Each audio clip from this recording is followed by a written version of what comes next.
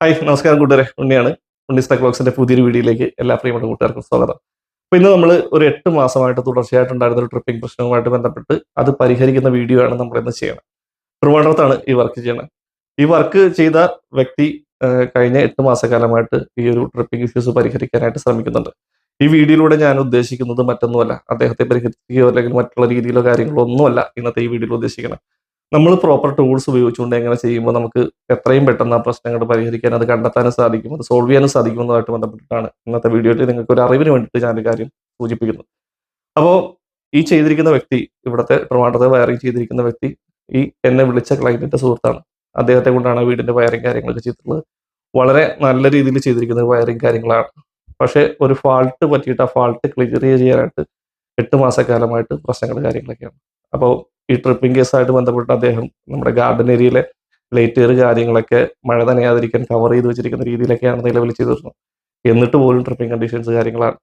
നമ്മൾ ഒരു electrical wiring complete ചെയ്ത് കഴിയുമ്പോൾ നമ്മൾ നടത്തേണ്ടതായിട്ടുള്ള ഇൻസ്റ്റലേഷൻ ടെസ്റ്റുകളും ലീക്കേജ് ടെസ്റ്റുകളും എർത്തിങ്ങിന്റെ വാല്യൂസ് ടെസ്റ്റുകളും ഈ കാര്യങ്ങളൊക്കെ നമ്മൾ ചെയ്യാണ്ട് പോയി കഴിഞ്ഞാൽ എത്ര ഭംഗിയോടുകൂടിയും എത്ര വൃത്തിയോടുകൂടിയും ചെയ്തിരുന്നാലും നമുക്ക് ഒരു മോശപ്പേര് വരുന്ന രീതിയിലേക്ക് അതിന്റെ കാര്യങ്ങൾ പോകും. അപ്പോൾ അത് ചെയ്യാത്തതാണ് ഇവിടെയുള്ള ഫാൾട്ട്. അദ്ദേഹത്തിന്റെ വയറിംഗ് വളരെ നല്ല മികച്ച ക്വാളിറ്റിയിൽ ചെയ്തിരിക്കുന്ന വയറിംഗ് ആണ്. പക്ഷെ പറയുമ്പോൾ വേറൊരു കാര്യം കൂടി പറഞ്ഞുതരാം. ഇപ്പോൾ ഒരു ഇലക്ട്രിക്കൽ വയറിംഗ് ചെയ്യുന്നത് പോലെ അത്ര സിമ്പിൾ അല്ല ഒരു ട്രബിൾ ഷൂട്ടിംഗ് ചെയ്യുക എന്നുള്ളത്. ഇലക്ട്രിക്കൽ വയറിംഗ് നമുക്ക് ഇലക്ട്രിക്കൽ വയറിംഗ് പല ആൾക്കാരുടെയും കൂടെ പോയി പഠിക്കാം, അല്ലെങ്കിൽ നമ്മൾ അതേപോലെ തന്നെ നമ്മൾ ടെക്നിക്കലായിട്ട് പഠിച്ചിട്ടുള്ള നോളജ് വെച്ചിട്ട് സ്വയമായിട്ട് ചെയ്യാം. അതേപോലെ സ്വന്തം താല്പര്യം ഉണ്ടെങ്കിൽ ആ താല്പര്യത്തിന്റെ രീതിയിൽ ചെയ്യാൻ പറ്റിയിട്ടുള്ള കാര്യങ്ങളാണ്. സ്വിച്ച് ഇട്ട ലൈറ്റ് കത്തും, പൂർണ്ണമായിട്ടും കത്തും. അതിന്റെ രീതിക്ക് ചെയ്ത് കഴിഞ്ഞാൽ സ്വിച്ച് ഇട്ട ലൈറ്റ് കത്തും. പക്ഷെ നമുക്ക് അതിലേക്ക് ഒരു പ്രോബ്ലം വരുമ്പോൾ അത് റെക്ടിഫൈ ചെയ്യണമെന്നുണ്ടെങ്കിൽ അതിൻ്റെതായിട്ടുള്ള ഒരു ക്വാളിറ്റി കൂടിയാണ്. അതായത് ഒരു ട്രബിളിനെ എങ്ങനെ കണ്ടെത്തി പരിഹരിക്കാമെന്നുള്ള കാര്യങ്ങളോട് മനസ്സിലാക്കിയിരുന്നാൽ മാത്രമേ ഉള്ളൂ നമുക്കത് ഒരു സിമ്പിൾ ആയിട്ട് ചെയ്യുന്ന രീതി കൊണ്ട് മാത്രമല്ല, ചെയ്യാൻ എല്ലാവർക്കും പറ്റും. പക്ഷെ അത് പരിഹരിക്കാനായിട്ടാണ് ഇത്തിരി ബുദ്ധിമുട്ട്. ഇപ്പോൾ ഞാൻ വീഡിയോസ് ഇടുമ്പോൾ പല സുഹൃത്തുക്കളും ഇതിൻ്റെ അടിയിൽ വന്നിട്ട് കമന്റ് ഇടാറുണ്ട്, നമുക്ക് ടെസ്റ്റ് ലാമ്പ് ഉണ്ടെങ്കിൽ ചെയ്യാൻ, മറ്റുള്ള കാര്യങ്ങളൊക്കെ ഉണ്ടെങ്കിൽ ചെയ്യാം. ഉണ്ട്, ശരിയാണ്. ടെസ്റ്റ് ലാമ്പ് കാര്യങ്ങളൊക്കെ ഉപയോഗിച്ചിട്ട് ഈ പ്രശ്നങ്ങൾ സോൾവ് ചെയ്യുന്ന ഒത്തിരി അധികം ആൾക്കാരുണ്ട്. അതിന്റെ പ്രായോഗിക ബുദ്ധിമുട്ടുകളും എനിക്ക് നല്ലപോലെ അറിയാം. കാരണം എന്ന് വെച്ചാൽ ഒത്തിരിയധികം വർക്കുകൾ ട്രബിൾ ഷൂട്ടിങ്ങുമായിട്ട് ബന്ധപ്പെട്ട് ട്രിപ്പിംഗ് കേസ് തന്നെ ഒത്തിരിയധികം വർക്കുകൾ ചെയ്തിട്ടുള്ള ഒരാളാണ് കേരളത്തിൽ. കഴിഞ്ഞ 4 കൊല്ലമായിട്ടുള്ള എൻ്റെ യൂട്യൂബ് വീഡിയോസ് കാര്യങ്ങൾ എടുത്തു നോക്കി കഴിഞ്ഞാൽ അതിൽ തന്നെ കാണും ഒരു 10-500ഓളം ട്രിപ്പിംഗ് നമ്മൾ പരിഹരിച്ചത്. അതുകൂടാണ്ട് ചെയ്തു പോയിട്ടുള്ള ആയിരക്കണക്കിന് വീഡിയോസ് ആയിരക്കണക്കിന് കാര്യങ്ങൾ വേറെയുണ്ട്. അത് വിട്ടേക്കും. അപ്പോൾ അതുമായിട്ട് ബന്ധപ്പെട്ടിട്ട് നമ്മൾ സംസാരിച്ച് വരുമ്പോൾ നമ്മൾ മനസ്സിലാക്കുന്ന കാര്യം വെച്ചാൽ പല സ്ഥലങ്ങളിലും ചെല്ലുന്ന സാഹചര്യങ്ങൾ തീർച്ചയായിട്ടും ടെസ്ല മെത്തേഡ്സ് ഉപയോഗിച്ച് ക്ലിയർ ചെയ്യാൻ പറ്റാത്ത കണ്ടീഷൻസ് കാര്യങ്ങളുണ്ട്. അതായത് ഒരു കൃത്യമായിട്ടുള്ള ഇടവേളകളില്ലാതെ ട്രിപ്പിംഗ് ആകുന്ന കണ്ടീഷൻസ് കാര്യങ്ങൾ, ഇടക്കിടക്ക് മാത്രം ട്രിപ്പിംഗ് ആകുന്ന കണ്ടീഷൻസ് കാര്യങ്ങളൊക്കെ വരുമ്പോൾ അതിനൊക്കെ ഒരു IR വാല്യൂ ആയിട്ട് ഡിപ്പെൻഡ് ചെയ്തിരിക്കുന്ന സംഭവമുണ്ട്. ഒരു പെർമനന്റ് ഷോട്ടിംഗ് എന്ന് പറയുന്ന കണ്ടീഷൻസ് കാര്യങ്ങളൊക്കെ നമുക്കൊരു ടെസ്റ്റ് മെത്തേഡ് ഉപയോഗിച്ച് കണ്ടെത്താനായിട്ട് പറ്റും. പക്ഷേ IR വാല്യൂസ്, IR എന്ന് പറയുമ്പോൾ ഇൻസുലേഷൻ റെസിസ്റ്റൻസ് വാല്യൂ ആണ്, വയറിങ്ങിന്റെ ക്വാളിറ്റി നിശ്ചയിക്കുന്ന ഒരു വാല്യൂസ് കാര്യങ്ങളാണ്. അതിൽ കുറവ് സംഭവിക്കും. നമുക്ക് ഇടക്കിടക്ക് ട്രിപ്പിംഗ് കാര്യങ്ങളുണ്ടാവും. അത് നമ്മുടെ വയറിങ്ങായിട്ട് സംബന്ധിക്കുന്ന മൈന്യൂട്ടായിട്ടുള്ള ലീക്കേജ് പ്രശ്നങ്ങളാണ്. അതൊക്കെ നമ്മൾ പരിഹരിച്ചാൽ മാത്രമേ ഉള്ളൂ നമുക്ക് പക്ക എന്നുള്ളൊരു കണ്ടീഷൻ നിർത്താൻ പറ്റുള്ളൂ. അതാണ് പലരും നോക്കിയിട്ട് ചില സാഹചര്യങ്ങളിൽ ചെയ്യാൻ പറ്റാതെ പോകുന്ന കണ്ടീഷൻസ് തരുന്നത്. ഓക്കെ, അപ്പോൾ നമുക്ക് ഇവിടുത്തെ വയറിങ്ങിന്റെ കണ്ടീഷൻസിലേക്ക് നോക്കാം. എന്താണ് ഇവിടെ അദ്ദേഹത്തിന് പറ്റിയത്? നിങ്ങൾ നോക്കിയുള്ളൂ, വളരെ നല്ല രീതിയിൽ ചെയ്തിട്ടുള്ള വയറിങ്ങാണ്. അപ്പം അതിനെ ഞാൻ എൻ്റെ ഒരു ഇൻസ്പെക്ഷൻ രീതിയിൽ ചെക്ക് ചെയ്യുമ്പോൾ എനിക്ക് ആദ്യം കിട്ടിയുള്ള ഇൻവെർട്ടറുമായിട്ട് ബന്ധപ്പെട്ടുള്ള ഫാൾട്ടുണ്ട്. അത് ഞാൻ വെറുതെ ഒന്ന് കാണിച്ചു തരാം. അത് അല്ല ഇതിന് മേജറായിട്ട് ട്രിപ്പിങ്ങിന്റെ കേസായിരുന്നത്. പക്ഷെ മറ്റൊരു ഫാൾട്ട് ഉണ്ട്. പക്ഷെ അത് അദ്ദേഹത്തിന് കണ്ടെത്താമായിരുന്നു നമ്മൾ അതിൻ്റെതായിട്ടുള്ള രീതിയിൽ ചെക്ക് ചെയ്തിരുന്നു എന്നുണ്ടെങ്കിൽ. അപ്പോൾ ആ ഫാൾട്ട് നിങ്ങളൊന്ന് കണ്ടു നോക്കുക. ഈ വീഡിയോ കണ്ടു കഴിയുമ്പോൾ ഇതിന്റെ അവസാനം കമന്റ് ടെസ്റ്റ് ലാബ് ഉണ്ടായിരുന്നെങ്കിൽ ചെയ്യാമായിരുന്നു എന്ന് പറഞ്ഞാൽ ഒത്തിരി അധികം ആൾക്കാർ വരും. അദ്ദേഹത്തെ ചിലപ്പോൾ പൊട്ടനെന്ന് വിളിക്കുന്നത്. കഴിഞ്ഞ ദിവസം പൊട്ടത്തരം പറയണം അതൊക്കെ ചോദിച്ചിട്ട് വന്നിട്ടുണ്ടായിരുന്നു. നമ്മൾ അതിനൊന്നും കാര്യമാക്കാൻ പാടില്ല. കാരണം കുറെ ആൾക്കാർ ഈ കാര്യങ്ങളെ പറ്റിയിട്ട് ഗൗരവപരമായിട്ട് കാര്യങ്ങൾ ചിന്തിക്കാത്ത കുറെ ആൾക്കാർ അതിൻ്റെ അകത്ത് നെഗറ്റീവ് കമന്റുകൾ കാര്യങ്ങൾ പറയും. അതൊന്നും നമുക്ക് മൈൻഡ് ചെയ്യേണ്ട കേസില്ല. കാരണം അതിന്റെ അപ്പുറത്തേക്ക് ചിന്തിക്കുന്ന ആൾക്കാരുടെ ലൈക്സുകൾ കാര്യങ്ങൾ എനിക്ക് വരുന്നുണ്ട്. അതുകൊണ്ട് ആ ഇടയ്ക്ക് വരുന്ന ഓരോ കമന്റ്സിനെ ഞാൻ വലിയ കാര്യമായിട്ടൊന്നും എടുക്കില്ല. പക്ഷെ കൃത്യമായിട്ട് ഞാൻ മറുപടി ചോദിക്കാറുണ്ട് കേട്ടോ. കാര്യം ഏത് കമന്റ് ഇട്ടാലും അതിന് കൃത്യമായിട്ടൊരു സാധനം നമുക്ക് കൊടുക്കുക. അതാണല്ലോ അതിന്റെ രീതി എന്താണ്. ഒരു പബ്ലിക് പ്ലാറ്റ്ഫോമിൽ വീഡിയോസ് ഇട്ട് കഴിഞ്ഞാൽ തീർച്ചയായിട്ടും ആ കമന്റ്സിന് മറുപടി കൊടുക്കേണ്ടതായിട്ടുണ്ട്. കൊടുക്കേണ്ട രീതിക്ക് കൊടുക്കേണ്ട കാര്യങ്ങൾ, ചോദിക്കേണ്ട കാര്യങ്ങൾ ചോദിക്കും. ചിലർ മാന്യമായിട്ട് പ്രതികരിക്കും, ചിലർ മറ്റുള്ള രീതിയിൽ പ്രതികരിക്കുക. നമ്മൾ മൈൻഡ് ചെയ്യേണ്ട കേസില്ല. അപ്പൊ അത് പോട്ടെ. അപ്പൊ നമുക്ക് എന്തായാലും വീഡിയോയിലേക്ക് പോവാം. വിശദമായിട്ട് എന്തുകൊണ്ട് അവിടെ ട്രിപ്പിംഗ് സംഭവിച്ചു, അവിടുത്തെ വാല്യൂസ് എങ്ങനെയൊക്കെ ആയിരുന്നു, നമ്മളത് എങ്ങനെയാണ് കണ്ടെത്തിയത്, ഇത്തരം കാര്യങ്ങളിലേക്കാണ് ഇന്നത്തെ വീഡിയോ നിങ്ങളെ കൂട്ടിക്കൊണ്ടുപോകുന്നത്. അപ്പോൾ വീഡിയോ ഇഷ്ടപ്പെട്ടാൽ തീർച്ചയായിട്ടും ലൈക്ക് ചെയ്യാൻ മറക്കരുത്. നിങ്ങളുടെ അഭിപ്രായങ്ങളും നിർദ്ദേശങ്ങളും ഒക്കെ കമന്റ്സ് ആയിട്ട് രേഖപ്പെടുത്തുക. ഫേസ്ബുക്കിലാണ് നമ്മുടെ വീഡിയോസ് കാണുന്നുണ്ടെങ്കിൽ തീർച്ചയായിട്ടും ഫോളോ ചെയ്യാൻ മറക്കരുത്. യൂട്യൂബിലാണെന്നുണ്ടെങ്കിൽ ഒന്ന് സബ്സ്ക്രൈബ് ചെയ്ത് സപ്പോർട്ട് ചെയ്ത് ചെയ്യുക. ഓക്കെ, അപ്പോൾ നമുക്ക് വീഡിയോയിലേക്ക് പോകാം. വർക്ക് സ്റ്റാർട്ട് ചെയ്തപ്പോൾ തന്നെ നമുക്കൊരു പക്ക കംപ്ലയിൻ്റ് ഒരെണ്ണം കിട്ടി. ഇത് ട്രിപ്പിങ്ങിന് കാരണമൊന്നുമല്ല. ഇൻവെർട്ടർ ബൈപ്പാസ് ചെയ്യാൻ നോക്കി കഴിഞ്ഞപ്പോൾ അതിൻ്റെ ഇൻവെർട്ടർ കണക്ഷനുള്ള സോക്കറ്റ് കാര്യങ്ങൾ പൂർണ്ണമായിട്ടും ഉരുകിയിരിക്കുകയാണ്. 20 ആംപിയറിൻ്റെ സോക്കറ്റിൽ കൊടുത്തിട്ടുള്ള പോയിൻറ്റ് ഫുള്ളായിട്ട് ഉരുകി പോയിരിക്കുകയാണ്. ഇനി നമുക്കത് മാറ്റി ഡയറക്റ്റാക്കി സെറ്റ് ചെയ്യേണ്ടി വരും.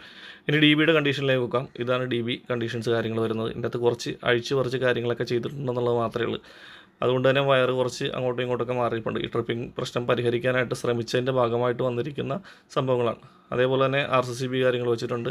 10 ആംപിയറിൻ്റെ സെക്ഷൻ വരെ അതിൻ്റെ അകത്തുണ്ട്. ഓക്കെ, അപ്പോൾ നമുക്ക് ഇവിടെ മെയിൻ RCCB ട്രിപ്പ് വാല്യൂസ് കാര്യങ്ങളൊന്നും നോക്കാം. 0 മെഗാ ഓക്കെ, കാണുന്നുണ്ട്. 0.44 അത് ഓട്ടോമേഷൻ്റെ സംവിധാനത്തിലുള്ള അത് നോക്കണ്ട. ഓക്കെ, ഈ ഷോട്ടിങ് മാറി കഴിഞ്ഞാൽ ക്ലിയർ. ഓക്കെ, അപ്പോൾ മേളിലേക്കുള്ള സെക്ഷൻ മാത്രമാണ് നമ്മൾ അഴിച്ചേക്കണം. ബാക്കി ഇവിടെ കുറച്ച് അയച്ചിട്ടുണ്ട്. നല്ലത് മേളിൽ അയച്ചിട്ട് സ്പ്ലിറ്റ് ചെയ്ത് ചെക്ക് ചെയ്യാൻ കരുതുക. ഇവിടെ ഇപ്പോൾ നമ്മൾ ചെക്ക് ചെയ്യുമ്പോൾ നമുക്ക് 2 മെഗാംസിനടുത്തുള്ള വാല്യൂസ് കാര്യങ്ങളുണ്ട്. ഓട്ടോമേഷൻ ഉള്ളതുകൊണ്ടിട്ടാണ് 100 വോൾട്ടിൽ അടിക്കുന്നത് കേട്ടോ, അല്ലെങ്കിൽ 500 വോൾട്ടിൽ അടിച്ചേനെ. ഓക്കെ, ഈ വാല്യൂസ് ഉള്ളപ്പോൾ കുഴപ്പമില്ല. പക്ഷേ ഒരു ഡാമേജ് എല്ലാം എടുത്ത് നമുക്ക് കയറ്റടിക്കാൻ പറ്റില്ല. ഇവിടെ മേളിലേക്ക് പോയിരിക്കുന്ന കേബിളിൻ്റെ സെക്ഷൻ പക്ക ഷോർട്ടാണ്. നമുക്ക് മേളിൽ നോക്കാം.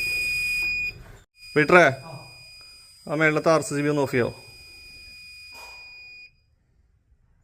ഓഫായി, പക്ക. അപ്പോൾ അവിടെ തന്നെ. ഇപ്പോൾ മേളിലത്തെ പവർ സെക്ഷനിലാണ്. മേളിലത്തെ സെക്ഷനിലേക്ക് വന്നിരിക്കുന്ന ഭാഗത്താണ്. ഇവിടെയും RCCB കാര്യങ്ങളൊക്കെ ഉണ്ട്. ഗ്രൗണ്ടിങ് കിടക്കുന്നുണ്ട്. പക്ഷെ ഇത് കാര്യമായിട്ടുള്ള ഇതായിട്ട് വരില്ല. അങ്ങനെയാണെങ്കിൽ ഈ RCCB ആയിരിക്കും മെയിൻലി ട്രിപ്പിംഗ് വരിക. പക്ഷേ ടോട്ടൽ ലോഡിലേക്ക് വരുമ്പോഴാണ് നമുക്കിത് താഴത്തിരിക്കുന്ന മെയിൻ RCCB ട്രിപ്പ് അത്. അപ്പോൾ ഇവിടെ നമുക്ക് ചിലപ്പോൾ ഒരു 15 മില്ലി ആംപിയർ ലീക്കേജ് ഉണ്ടാവുള്ളൂ. താഴത്ത് ലോഡും ബാക്കിയുള്ള കൂടി വരുമ്പോൾ അത് ഹൈ ആയിട്ട് പോകും. നമുക്ക് എന്തായാലും അഴിക്കുന്ന മുമ്പ് പ്ലഗ് ടോപ്സൊക്കെ ഒന്ന് റിമൂവ് ചെയ്ത് നോക്കാം. മേളത്തത് ഓഫ് ചെയ്ത് വെച്ചിരിക്കാൻ ഇനി ഇതിൻ്റെ ഔട്ട്പുട്ട് എടുക്കുക. അപ്പോൾ ഇവിടെ കണക്ട് ചെയ്തിരിക്കുന്ന കേബിളിലാണ്. ഓക്കെ, ഈ സെക്ഷനിൽ ഉള്ളതിനാണ് തകരാറുള്ളത്. ഇവിടെ നമ്മൾ ഇപ്പോൾ ഫാൾട്ടുള്ള കേബിൾ ഐഡൻറ്റിഫൈ ചെയ്യുന്ന ഒറ്റ കേബിളേ ഉള്ളൂ. അത് പക്ക 0 ആണ്, 8 വോൾട്ടാണ്. അതേപോലെ തന്നെ ബാക്കി ന്യൂട്രൽസിൻ്റെ വാല്യൂ അത് ഏകദേശം ഒരു 50 മെഗാംസിന് മേളിൽ വാല്യൂസിലേക്ക് അത് വരുന്നുണ്ട്. വേറെ പ്രശ്നങ്ങൾ എൻ്റെ അതില്ല. ഇത് ഇൻവെർട്ടർ സെക്ഷനാണ്. ഇവിടെ ഇതാണ് നമുക്ക് ഷോർട്ട്. വേറെ പ്രശ്നങ്ങൾ കാര്യങ്ങളൊന്നുമല്ല. ഇതിവിടെ ഒരു സ്ക്രൂ കയറിയതാണ് പ്രശ്നം. അതായത് ഈ switch board screw dry ward വെച്ചിട്ടുണ്ട്. ഇത് ടൈറ്റ് ചെയ്തപ്പോൾ ഇതിൻ്റെ അകത്തോട്ട് തുളഞ്ഞ് കയറിയേക്കണം. ന്യൂട്രലാണ് വന്നേക്കണം. ഇത് ഈ സ്വിച്ച് ബോർഡിൽ ഇതിലുള്ളതാണ് ലൂപ്പ് ചെയ്ത് വന്നേക്കണം. ഇവിടെ വന്നിട്ടുണ്ട്. അവിടെ വന്നത് കൺട്രോൾ.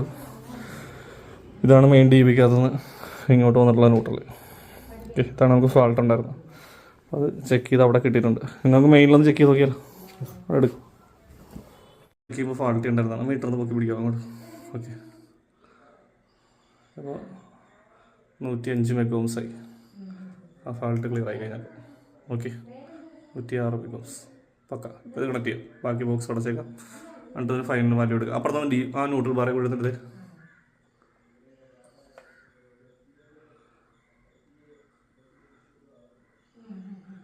25 മെഗാംസ്. സ്വിച്ചസ് എല്ലാം ഓണാണ്, ആ വാല്യൂ ഇല്ല.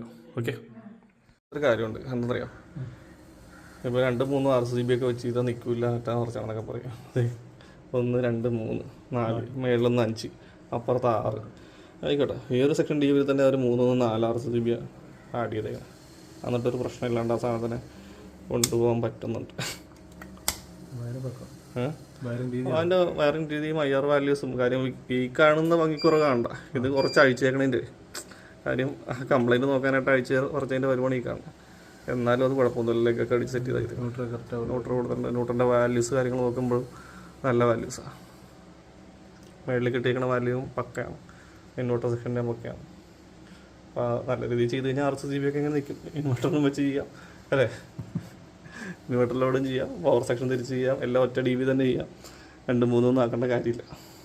പക്ഷേ 2-3 ആക്കണതാണ് നല്ലത്. എന്നാലും ചെയ്യാൻ പറ്റും. യൂസ് ചെയ്തിരിക്കുന്ന വയർ ഉണ്ട് രണ്ട് കളർ കോഡാണ്.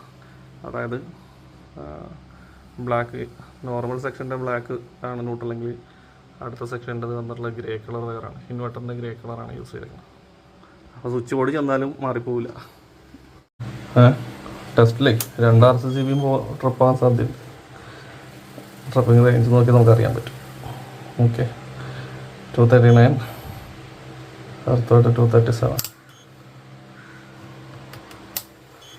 half-X 2000 പക്ക.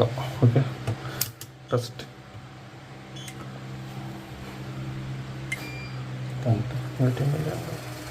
ഒന്നുകൂടി ഓണാക്കി.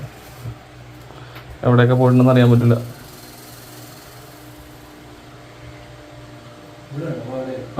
അവിടെ 18 പുറത്താണ്. അത് ഡിഫറൻസ് നോക്കിയോട്ടെ. അപ്പോൾ സ്നൈഡറിൻ്റെ RCCB അത് ട്രിപ്പായിട്ടില്ല. 230 mAh RCCB ആണ് കേട്ടോ. സ്നൈഡറിൻ്റെ RCCB ട്രിപ്പായിട്ടില്ല. പുറത്ത് ലീഗ്രാൻഡ് ആയിരിക്കണേ, ലീഗ്രാൻഡ് ട്രിപ്പായി കണ്ട. ഓക്കെ, ലീഗ്രാൻഡ് 18 mAh റേഞ്ച് വന്നേക്കണം. സ്നൈഡർ 30 mAh പറഞ്ഞിട്ട് 18 mAh ലീക്കേജ് വന്നപ്പോൾ ഒന്നും ട്രിപ്പായിട്ടൊന്നുമില്ല. അത് അതിൻ്റെ റേറ്റിംഗ് വരുമ്പോൾ നമുക്കൊരു 25 mAh ലെവലൊക്കെ വരും മിനിമം. ഒന്നുകൂടി ടെസ്റ്റ് അടിച്ചോ. അവിടെ എന്നോട്ടോ വീട്ടറേ.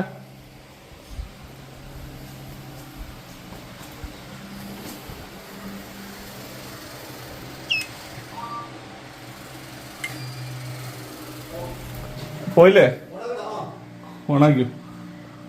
ഇപ്പോൾ അപ്പോൾ പോകണം. ഓക്കെ, സപ്ലൈ കൊണ്ടുവരും.